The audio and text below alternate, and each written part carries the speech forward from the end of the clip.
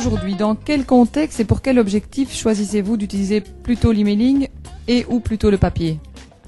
Il est clair que si on veut une réponse rapide du consommateur ou du client en l'occurrence, on utilisera plutôt l'email pour une offre qui est temporaire ou qui est passagère.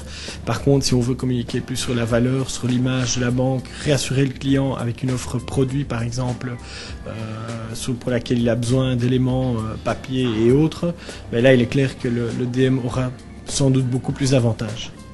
Les actions, nous les menons, comme je disais, souvent sur les deux canaux, et ce qui nous permet de toucher des cibles différentes, mais néanmoins complémentaires.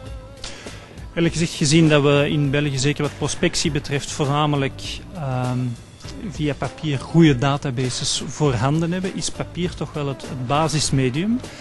En het online gebeuren, zeker wat een stuk e-mailing betreft, is wat complementair, omdat daar nog niet zo'n volledige, kwalitatieve en grootschalige database in bestaat. Les consommatrices attendent de pied ferme notre magazine dans leur boîte aux lettres. C'est sans doute dû à notre secteur également. C'est vrai dans le secteur des cosmétiques, donc les gens aiment bien le beau, le glossy, aiment bien reprendre ce magazine en main, le partager avec d'autres amis ou la famille, alors que le e est plutôt une information plus ponctuelle, mais plus fréquente.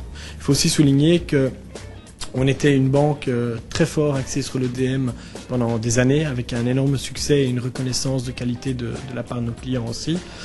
Donc le DM a fortement contribué à la croissance de la banque.